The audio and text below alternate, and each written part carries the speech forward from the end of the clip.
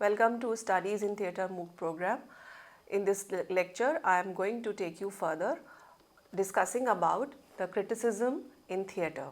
We have seen in two previous lectures a lot of discussions about how various topics, various ideological, various philosophical movements have influenced the criticism of theatre, and there have been a lot of critics who write about it from time to time, and they also change the perception of the writing about theatre and the criticism of theatre with all these things. So here we go. The first thing that today we will take up is post-colonial criticism.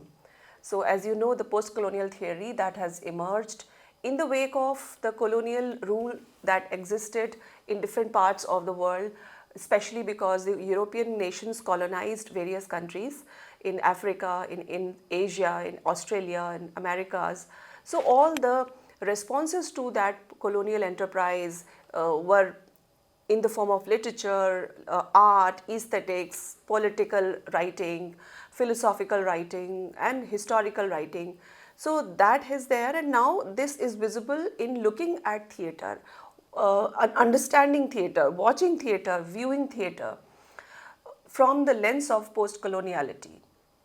Because post-colonial criticism looks at race, colonialism and different kinds of cultural identities in various contexts and in theatre as well. So history, power dynamics are looked at in the theatrical narratives, theatrical aesthetics, and also the need to decolonize theatre, whereby looking to create different kinds of theatre practices, supporting indigenous theatre cultures, performance cultures. These are various kinds of things that are attached to post-colonial criticism. So if you look at how the basic principles of post-colonialism are imbibed in theatre, you can understand that the canonical Western theatre is sought to show that it has limitations of outlook, and its general inability to empathize across boundaries of ethnicities and cultural diversity that exist in the different parts of the world. Then the theatre critics also look at the representation of different cultures in theatre is a way of achieving the end of post-colonial understanding, post-colonial rejoinders.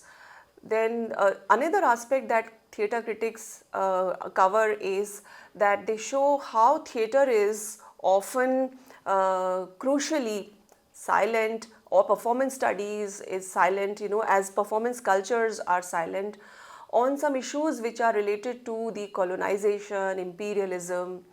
For example, if you read the plays of a certain times in which colonialism was at its peak, or major incidents had happened around the world when the same country of which we are reading the plays have nothing to say about what is happening in that their country is doing, or how the colonial expansionism is impacting their culture. When such things are not acknowledged, so this silence is also underlined by the theatre criticism of post-colonial nature. In addition to this, there is also a need felt by the post-colonialist critics in theatre to foreground the cultural differences, diversity, and look at the treatment of the diverse performance cultures, diverse traditions in the realm of world performance map, in the realm of world cultural studies, how they are mapping them, they are museumizing them, they are making them caricatures, or they are simply doing some stereotyping, or they are doing some kind of tokenism. So these things are also analyzed. In addition to this, the post-colonial theatre criticism seeks to engage in the hybridity of and cultural polyvalency, that there is no one cultural flow, but there are different kinds of aspects of culture, and those meanings, those trends, those methodologies have to coexist and need to be signified with due attention and due writing. In addition to this, The theatre criticism of post-colonial nature seeks to create a perspective of local, regional, oral culture, oral tradition, indigenous performances. They are also documented, written about, and signified duly. The perspectives on different aspects like othering, plurality, other marginalization, these are also the focus areas of theatre criticism in post-colonial paradigm. In addition to this, there is race theory. So critical race theory is an offshoot of post-colonial discussion, but this has become a very innate aspect of performances because race is some kind of metaphor, race is also a visual paradigm, race is also something that is visible on stage in performance, it has its colors, it has its hues, it has its impacts, and therefore it is important to understand how the critical race theory is significant for the criticism of theatre. It takes up the analysis of racial representation and dynamics of theatre. It also looks at the racial stereotypes that are created, like blacks are always like that, bad characters are always given black race. In fact, Othello is one of the leading examples of this analysis. If you want to dig deep how Othello's race and his ethnicity have been abused in the entire play. Although Iago is a villain, but the kind of language that is there and how this is real for various reasons, that yes, people did think like Iago about Othello and people like him, and why this man who is a Moor is chosen to be someone who does not deserve to be the wife of a fair, beautiful, white girl. In the end, he proves himself unworthy of Desdemona, and his blackness is used as a foregrounding tool to enhance his unworthiness, that he does not deserve Desdemona. So these kinds of things are exposed and underlined. In various storytelling traditions, these are present. Then racism is required to be challenged, and that's what the critical race theory is undertaking in theatre criticism. As I said, you can see this picture which is telling you race is socially constructed, racism is normalized, interest convergence, differential racialization, interculturality, voices of color, all these aspects are covered in the discussion of criticism related to race theory. Moving on, the next topic is postmodern criticism. So how postmodernism is significant for us to understand as a juncture of theory, critical intervention in theatre. It challenges traditional roots of authority, truth, and meaning in theatre. It embraces fragmentation, intertextuality, meta-narratives to disrupt linear storytelling and challenges fixed interpretations. When we were discussing the postmodern plays, when we were discussing some plays that were written in post-20th century, and we were talking about Waiting for Godot, we were talking about Sartre's play, Ionesco's play, Eugene O'Neill's play, there were a lot of discussions about postmodern aspects. So these are those aspects, the meta-narratives, no fixed interpretation, no absolute narratives, no grand narratives, celebration of plurality, celebration of inclusivity of different kinds of theatrical practices, expressions. This is postmodern criticism. And if you look at the word meta-narrative, that needs a little attention here because that has not been discussed much earlier. So I must explain this, when you look at these words meta and narrative, it means something beyond narrative or some kind of grand narrative, because this is a French word that has been borrowed, and it is a kind of a legitimization through the anticipated completion of any idea. Some kind of grand idea is thought and imagined and then looked to be completed. The word meta has come from Greek language, And so beyond storytelling, beyond the narrative, it means that in the critics like Lautert in 1979, they claim that postmodern was characterized by the mistrust of grand narratives like progress, enlightenment, emancipation, Marxism. These were the essential parts of modernism or modernities. So these were challenged, these were questioned. So this grandness of narratives is rejected. Absolutism of these grand narratives is challenged, is questioned, and it is sought to look closely in the smaller narratives, regional narratives, oral, local, little aspects of life, and they need not be taken to a conclusive end. This is the general idea of meta narrative. So, theatre practice looks to critique playwriting, acting, production process, and the viewing of theatre as an experience of non-linearity and non-centrality. There is to be centerlessness in the entire hierarchy of theatre production, in the entire process of viewing theatre as an aesthetic experience or doing theatre as a cultural process, because it goes on, it never stops. One performance is not the end of the performances, not the end of the interpretation. Even one performance by one production team on one day is different from the other performance by the same production team of the same play in the same setting. So there can be no absoluteness. This therefore opens a lot opens a lot of possibilities for theatre critics and theatre people to explore their own genre, their own form as already rich in postmodern aspects, because theatre never seeks to absolutely complete a product. It is always a method of bettering what exists right now. It's not about past or future, it's about here and now.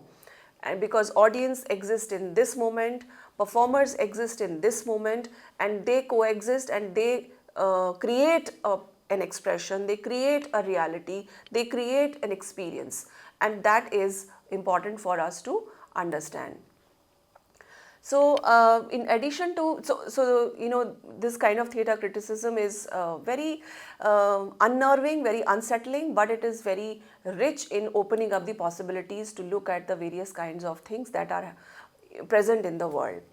Then there is this whole critical field of cultural criticism in theatre, because intersections of so many theatre cultures, in fact, actively there are practices when culture has become an important narrative, an important discourse in the 21st century, in the postmodern times. It's a phenomenon that is guiding social media, social trends, and the theatre criticism therefore seeks to reflect and shape how the values, identities, and experiences are culturally different. Can there be coexistence? Can there be similarities, comparisons? So this is what the theatre criticism looks at in the cultural paradigm.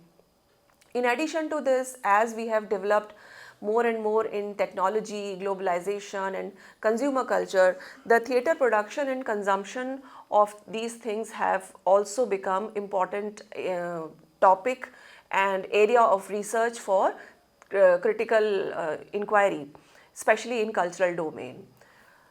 Then the other topics are like global and transnational perspectives, because moving, traveling, sharing aesthetic productions, cultural productions, sharing art productions, this is more easy. This is far easier than it was in, let us say, 50, 70 years back. And because of social media and internet, virtual museums are present, virtual libraries are to be visited. And in the COVID scenario, we could see that performances were also telecast. I also will show you in one lecture that there was a performance that we telecast on Zoom. So this kind of blurring of boundaries and blurring of the impossibilities that existed earlier have led to global and transnational perspectives becoming dominant in the discussion of theatre criticism.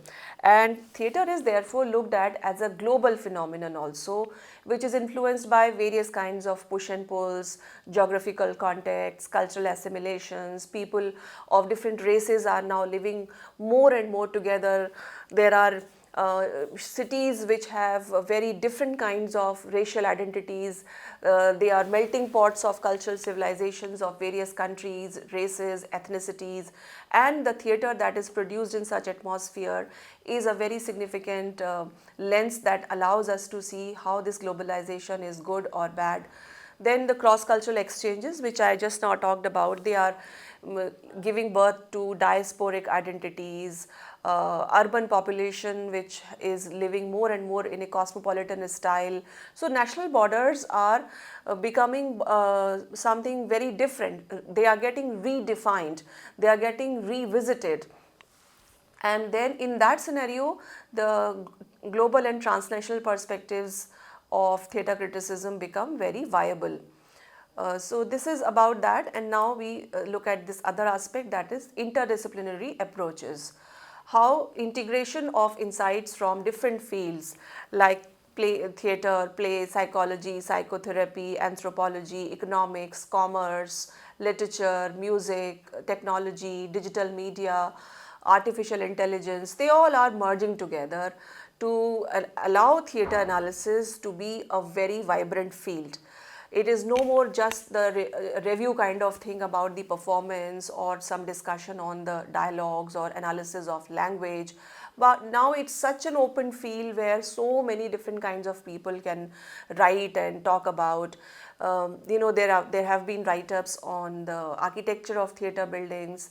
There are researches about the use of different kinds of fabrics in theatre productions.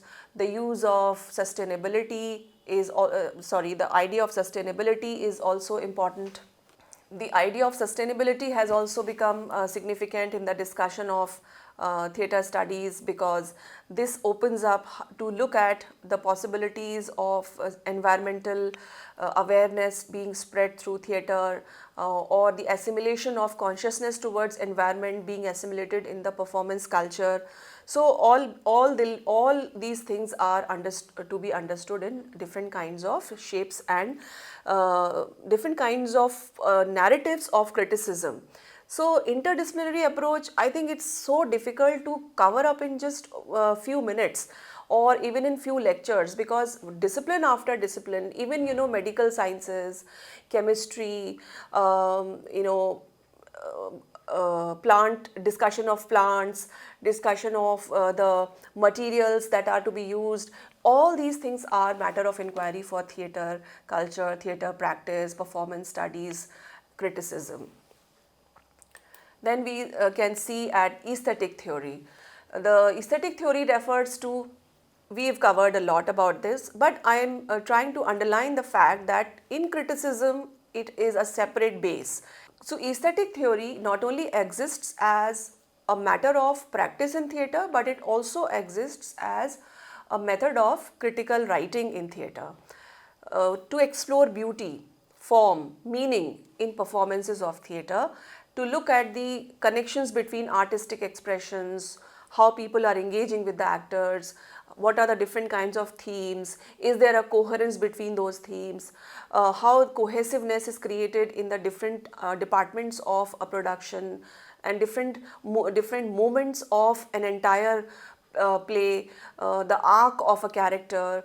All these are the aspects of beauty, aesthetics, and how the overall impact is there in the choices made in the aesthetics by the writer, director, production team. They are creating an interpretation of performance. So these are the things which are analyzed in aesthetic criticism.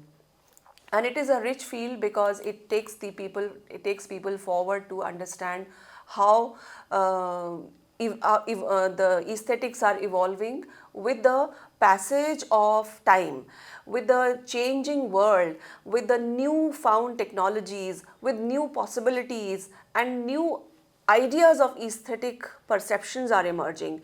It's not something, aesthetics is not something fixated forever. It is a dynamic energy. It's a dynamic perception that keeps changing and evolving, and it is visible in the new ways to look at the existing things, and with new kind of knowledge systems, perception cultures. So aesthetics therefore has become totally revitalized, and it will always remain a dynamic arena for anyone to analyze theatre.